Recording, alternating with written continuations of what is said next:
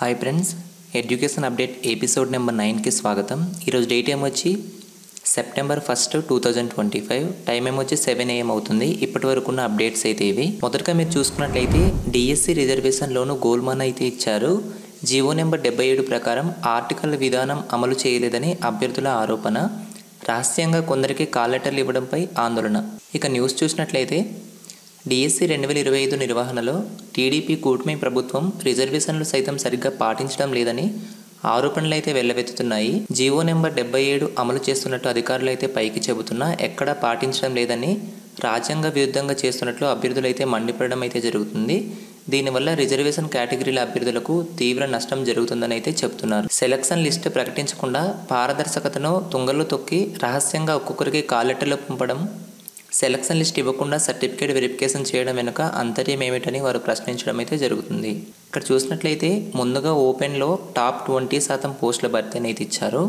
నిజానికి GO number 77 ప్రకారం vertical reservation మొదట ఓపెన్ కాంపిటీషన్లో ప్రకటించిన 100% పోస్టులను మెరిట్ ప్రకారం భర్తీ చేసిన తర్వాత మాత్రమే రాజ్యాంగబద్ధమైన సోషల్ రిజర్వేషన్లోకి బీసీ, ఎస్సీ, ఎస్టీ పోస్టులను అయితే నింపాలి. మొదట ఓపెన్లో టాప్ 20% పోస్టులను లోకల్, నాన్ లోకల్ చూపకుండా మెరిట్ అభ్యర్థులతో అయితే భర్తీ చేయాలి. మిగిలిన 80% పోస్టులను స్థానిక అంటే జిల్లా మెరిట్ అభ్యర్థులతో నింపాలి.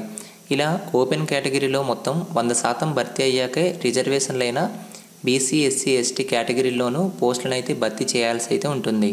అంటే రిజర్వేషన్ కేటగిరీ బీసీ, ఎస్సీ, ఎస్టీలో 100%లో టాప్ 20% పోస్టులను లోకల్ లేదా నాన్ లోకల్కు మెరిట్ ప్రకారం అయితే ఇవ్వాల్సి ఉంటుంది. అనంతరం మిగిలిన 80% పోస్టులను స్థానికులకు అంటే రిజర్వ్ అభ్యర్థులకు అయితే కేటాయించాల్సి అయితే ఉంటుంది. ఇక్కడ చూసినట్లయితే వర్టికల్ రిజర్వేషన్పై అభ్యర్థులు అనుమానం అయితే ఇచ్చారు. ఇక మెరిట్ కమ్ రోస్టర్ విధానంలో నాన్ లోకల్ అభ్యర్థులు ఓపెన్ 20%లో లేకపోతే వారిని రిజర్వేషన్ కేటగిరీలో టాప్ 20%లో తీసుకుంటామనేది నోటిఫికేషన్ వేకెన్సీ లిస్టులో ప్రకటించడం అయితే జరిగింది. కానీ అలా చేయడం అయితే లేదు. అధికారులు జీవో 77 ప్రకారం వర్టికల్ రిజర్వేషన్ అమలు చేస్తున్నట్లు చెబుతున్నా హారిజెంటల్గానే నింపుతున్నారని అభ్యర్థులు అయితే అనుమానం అయితే వ్యక్తం చేయడం జరుగుతుంది. ఇది అధికారులకు తెలియజేస్తున్నారా లేక అభ్యర్థులకు తెలియదని చేస్తున్నారా అనేది పెద్ద ప్రశ్నగా ఉంది. నెక్స్ట్ జాబ్ అప్డేట్ చూసుకున్నట్లయితే ఆర్ఆర్బీలో సెక్షన్ కంట్రోలర్స్ పోస్టులకు సంబంధించింది. దేశవ్యాప్తంగా ఉన్న అన్ని రైల్వే జోన్లలో మొత్తం 368 సెక్షన్ కంట్రోలర్ పోస్టుల భర్తీకి రైల్వే రిక్రూట్మెంట్ బోర్డు అయితే త్వరలో నోటిఫికేషన్ అయితే విడుదల చేయనుంది. ఆర్ఆర్బీకి సంబంధించిన 21 రీజనల్లో ఈ పోస్టులు అయితే ఉంటాయి. జోన్ల వారీగా ఖాళీలు, పరీక్ష విధానం తదితర వివరాలు త్వరలో అయితే ఈ రైల్వే రిక్రూట్మెంట్ బోర్డు అయితే వెల్లడించనుంది. వీటికి సంబంధించి అభ్యర్థుల వయసు 20 నుంచి 33 ఏళ్ల మధ్యలోపు అయితే ఉండాలి. వీటికి సంబంధించి దరఖాస్తు తేదీలు సెప్టెంబర్ 15 నుంచి అక్టోబర్ 14 వరకు అయితే ఉంటుంది. వీటికి సంబంధించిన అఫీషియల్ వెబ్సైట్ మీరు చూసినట్లయితే www.rrbapply.gov.in అనే వెబ్సైట్లోకి వెళ్ళి మీరు ఆన్లైన్లో అయితే అప్లై చేసుకోవాల్సి ఉంటుంది. వీటికి సంబంధించిన అఫీషియల్ నోటిఫికేషన్ వచ్చిన వెంటనే మన ఛానల్లో పోస్ట్ చేయడం అయితే జరుగుతుంది. అలాగే మీరు ఇక్కడ చూసినట్లయితే మిగిలింది డిఎస్సి స్పెషల్ అభ్యర్థులైన అయితే ఇచ్చారు. పూర్తయిన సర్టిఫికేట్ల పరిశీలన 4 రోజుల క్రితమే 15,068 మందికి ప్రక్రియ పూర్తయినట్టు వెల్లడి. మిగిలిపోయిన మెరిట్ అభ్యర్థులకు అవకాశం లేనట్టే అయితే ఇచ్చారు. డిఎస్సి 2025లో అభ్యర్థుల సర్టిఫికేట్ల పరిశీలన అయితే పూర్తయినట్టయితే తెలుస్తోంది. విషయం అధికారికంగా ప్రకటించకుండా 4 రోజుల క్రితమే 15,038 మందికి కాల్ లెటర్లు పంపగా వారిలో 15,068 మంది అంటే 98.40% మంది సర్టిఫికేట్ల పరిశీలనకు డిఎస్సి కన్వీనర్ గారు అయితే ప్రకటించడం అయితే జరిగింది. ఈ డిఎస్సిలో స్పెషల్ ఎడ్యుకేషన్ విభాగం అభ్యర్థులకు అధికారుల తప్పిదంతో కాల్ లెటర్లు అయితే అందలేదని అయితే ఇక్కడ ఇచ్చారు. వీరికి ఇంగ్లీష్ ప్రొఫిషియన్సీ టెస్ట్ అయితే అవసరం లేకున్నా పరీక్ష ఉత్తీర్ణత కాలేదని కాల్ లెటర్లు అయితే నిలిపివేయడం అయితే జరిగింది. దీనిపై అర్హులైన అభ్యర్థులకు డిఎస్సి నిర్వహణ అధికారులకు అయితే సంప్రదించగా తప్పునైతే గ్రహించి దిద్దుబాటు చర్యలు అయితే చేపట్టడం అయితే జరిగింది. దీంతో వీరికి త్వరలో సర్టిఫికేట్ల పరిశీలన అయితే చేయనున్నారు. ఇక రెగ్యులర్ పోస్టుల భర్తీలో మాత్రం మెరిట్ లిస్ట్ లో ఉన్న చాలా మంది ప్రతిభావంతులకు కాల్ లెటర్లు అయితే అందకుండానే పోస్టులు కోల్పోయినట్టేనని అయితే తెలుస్తోంది. సోమవారం తర్వాత అంటే ఈ రోజు నుండి రెండో లిస్ట్ అయితే ఉంటుందని అధికారులు అయితే చెబుతున్నారు. ఇది ఎంతవరకు వాస్తవమో తెలియడం లేదని అభ్యర్థులు అయితే వారిలో నెలకొన్న అనుమానాలను నివృత్తి చేసేందుకు వాస్తవాలు చెప్పేందుకు డిఎస్సి నిర్వాహకులు అధికారికంగా ఎలాంటి ప్రకటన అయితే చేయలేదు. మీరు ఇక్కడ చూసినట్లయితే ఈ రోజు నుంచి సెకండ్ లిస్ట్ ఉంటుందని అయితే ఇక్కడ చెబుతున్నారు కదా. అభ్యర్థులు తరచుగా మీ యొక్క క్యాండిడేట్ లాగిన్ దగ్గరికి వెళ్ళి లాగిన్ అయ్యేసి మీ యొక్క డీటెయిల్స్ అయితే చెక్ చేసుకోండి. ఈ రోజు నుంచి మళ్ళీ సెకండ్ లిస్ట్కి సంబంధించిన కాల్ లెటర్స్ అయితే రిలీజ్ చేస్తున్నట్టయితే ఇక్కడ పేర్కొనడం అయితే జరిగింది. నెక్స్ట్ చూసినట్లయితే సిఎస్ రిజిస్ట్రేషన్లకు సంబంధించి సిఎస్ రిజిస్ట్రేషన్లో ప్రారంభం అయితే ఇచ్చారు. కంపెనీ సెక్రటరీ సిఎస్ డిసెంబర్ 2025కు సంబంధించిన రిజిస్ట్రేషన్ కోసం the institute of company secretary of India notification అయితే రిలీజ్ చేయడం అయితే జరిగింది. 2025 సెప్టెంబర్ 26 వరకు వీటికి సంబంధించి మీరు రిజిస్ట్రేషన్స్ అయితే చేసుకోవాల్సి అయితే ఉంటుంది. వీటికి సంబంధించి లేట్ ఫీజుతో అక్టోబర్ 10 వరకు అయితే అవకాశం అయితే ఉంటుంది.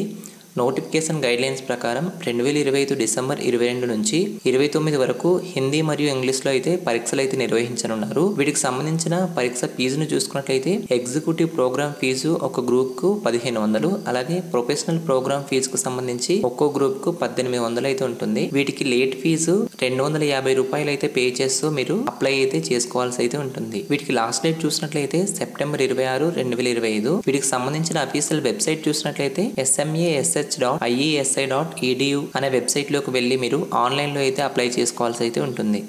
నెక్స్ట్ అప్డేట్ చూసుకున్నట్లయితే ఏపీ ఇంటర్ ఎగ్జామినేషన్స్కి సంబంధించింది. ఫిబ్రవరిలోనే ఇక ఇంటర్ పరీక్షలను అయితే ఇచ్చారు. ఇక న్యూస్ చూసినట్లయితే ఇంటర్మీడియట్ పబ్లిక్ పరీక్షలను ఈ విద్యా సంవత్సరంలో ఫిబ్రవరిలోనే నిర్వహించేందుకు ఇంటర్మీడియట్ విద్యామండలి అయితే ప్రణాళిక అయితే సిద్ధం చేస్తున్నట్లయితే ఇక్కడ పేర్కొనడం అయితే జరిగింది. ఇప్పటి వరకు మార్చి నెలలోనే ఇంటర్మీడియట్ పరీక్షలు అయితే జరుగుతుండగా ఈసారి సిబిఎస్ఈతో పాటు ఫిబ్రవరిలోనే నిర్వహించాలని నిర్ణయించడం అయితే జరిగింది. ఏప్రిల్లో తరగతులు నిర్వహించేందుకు ముందుగానే పరీక్షలన్నీ అవుతాయని అయితే పేర్కొన్నారు.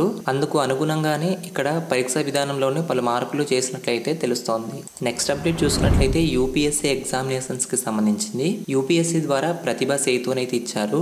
అన్ని పరీక్షలను పాస్ అయిన సర్వీసులకు ఎంపిక కాని అభ్యర్థులకు వీటికి సంబంధించిన వివరాలతో డేటాబేస్ అయితే ఏర్పాటు చేసినట్లయితే ఇచ్చారు. వీరికి వేరే ఉద్యోగాల అవకాశాలను అయితే ఇచ్చారు. ఇక్కడ చూసినట్లయితే యూపీఎస్సీ నిర్వహించే పరీక్షలను ఉత్తీర్ణులైన అన్ని దశల్లోనూ మెరిట్ లో ఉన్న స్వల్ప స్కోరు తేడాతో ఆయా పోస్టులకు ఎంపిక తుది జాబితాలో చోటు దక్కని అభ్యర్థులకు శుభవార్తనైతే ఇచ్చారు. ఇలాంటి అభ్యర్థులకు ఎంపిక కాకపోయినా ప్రతిభావంతులనైతే పేర్కొంటూ యూపీఎస్సీ తాజాగా ప్రతిభా సేతు అనే పోర్టల్ అయితే ప్రారంభించడం అయితే జరిగింది. తక్కువ స్కోరుతో తుది జాబితాలో చోటు దక్కని 10,000 మంది అభ్యర్థులకు ఈ డేటాబేస్ పోర్టల్ అయితే అందుబాటులోకి అయితే పెట్టనుంది. తమ పోర్టల్లో రిజిస్ట్రేషన్ చేసుకున్న ప్రభుత్వ సంస్థలు అలాగే ప్రైవేట్ కార్పొరేట్ కంపెనీలకు ఈ డేటాబేస్ను పరిశీలించేందుకు వెసులుబాటు అయితే కల్పించడం అయితే జరుగుతుంది. అభ్యర్థి పేరు, కాంటాక్ట్ నెంబరు, విద్యార్హత వంటి వివరాలను ఈ పోర్టల్లో అయితే అందుబాటులో అయితే ఉంటాయి. దీంతో ఆయా కంపెనీలు, ప్రభుత్వ సంస్థలు కొలువుల భర్తీలో ప్రతిభ సేతులోని అభ్యర్థులకు ప్రాధాన్యతనైతే ఇచ్చే అవకాశాలు అయితే ఉంటాయని ప్రధాని మోదీ సైతం ప్రశంసించడం అయితే జరిగింది. యూపీఎస్సీ నిర్వహించే సివిల్ సర్వీస్ పరీక్షలు, ఇండియన్ ఫారెస్ట్ సర్వీసెస్ అలాగే కేంద్ర సాయుధ పోలీసు బలగాలు తదితర పరీక్షలో అద్భుతమైన ప్రతిభ కనబర్చిన తుది జాబితాలో చోటు సంపాదించలేదని యూపీఎస్సీ నిర్వహించే సివిల్ సర్వీస్ పరీక్షలు అలాగే ఇండియన్ ఫారెస్ట్ సర్వీసెస్ అలాగే కేంద్ర సాయుధ పోలీసు బలగాలకు సంబంధించి తదితర పరీక్షలో అద్భుతమైన ప్రతిభ కనబర్చిన తుది జాబితాలో చోటు సంపాదించలేదని అభ్యర్థుల వివరాలను ఈ పోర్టల్లో అప్లోడ్ చేయనున్నట్లు యూపీఎస్సీ అయితే పేర్కొనడం అయితే జరిగింది.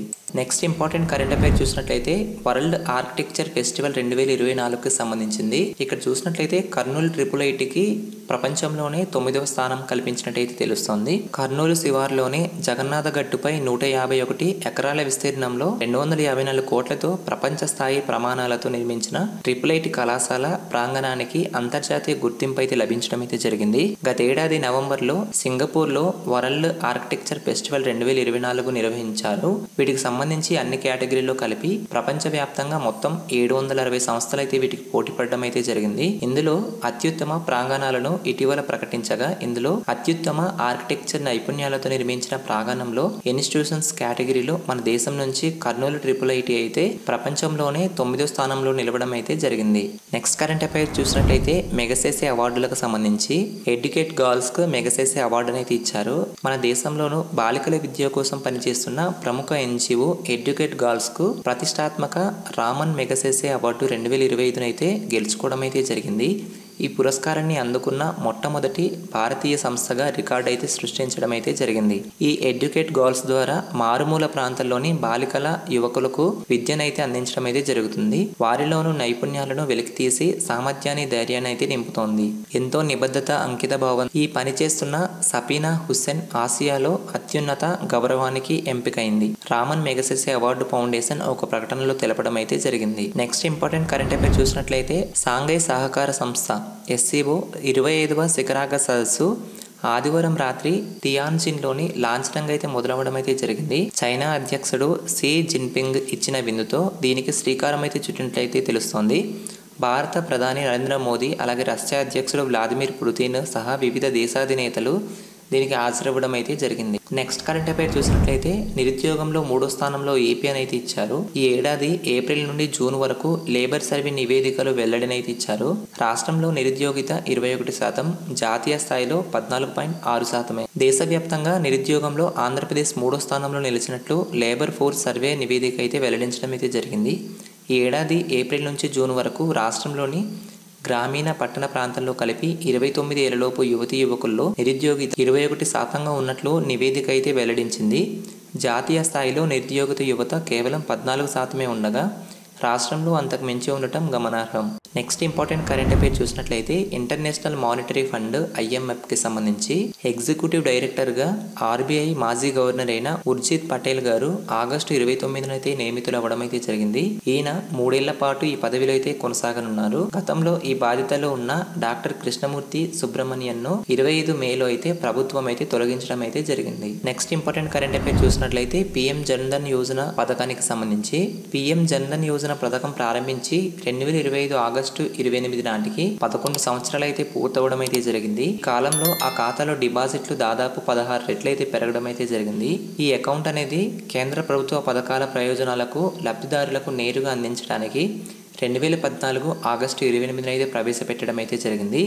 ఈ పథకం ఇప్పుడు రుణ సౌకర్యం, సామాజిక భద్రత, పొదుపు పెట్టుబడులకు ఈ ప్రధానమంత్రి జన్ధన్ యోజన ఖాతా అయితే ఉపయోగపడుతుంది. నెక్స్ట్ కరెంట్ అఫైర్ చూసినట్లయితే రిజర్వ్ బ్యాంక్ ఆఫ్ ఇండియా ఒక నివేదిక అయితే ఆగస్టు 29 అయితే వెల్లడించడం అయితే జరిగింది. ఇందులో రాష్ట్రాల ఆదాయం, ఖర్చులు, అప్పులు అలాగే GDP వివరాలను అయితే ఈ రిపోర్ట్లో అయితే పేర్కొనడం అయితే జరిగింది. తలసరి GDP 2024-25 ప్రకారం కర్ణాటక 3,80,906తో దేశంలోని అగ్రస్థానంలో అయితే నిలిచింది. తెలంగాణ చూసుకున్నట్లయితే 3,79,751తో రెండవ స్థానంలో ఉండగా ఆంధ్రప్రదేశ్ చూసినట్లయితే 2,66,240తో ఆ తర్వాత స్థానంలో అయితే ఉంది. జాతీయ తలసరి GDP చూసినట్లయితే 2,05,324 మాత్రమే. నెక్స్ట్ కరెంట్ అఫైర్ చూసినట్లయితే unified district information system for education plus 2024-25 నివేదికకు సంబంధించి దేశంలోనే టీచర్ల సంఖ్య తొలిసారిగా కోటికి అయితే దాటడం అయితే జరిగింది. 2023-24లో టీచర్ల సంఖ్య చూసినట్లయితే 98,07,600 ఉండగా 2024-25లో మొత్తం టీచర్ల సంఖ్య చూసినట్లయితే 1,01,22,420 అయితే పెరగడం అయితే జరిగింది. ఈ రోజు వరకు ఉన్న అప్డేట్స్ అయితే ఇవి. తిరిగి మళ్ళీ రేపటి ఎపిసోడ్లో కలుద్దాం. అంతవరకు సెలవు. బాయ్.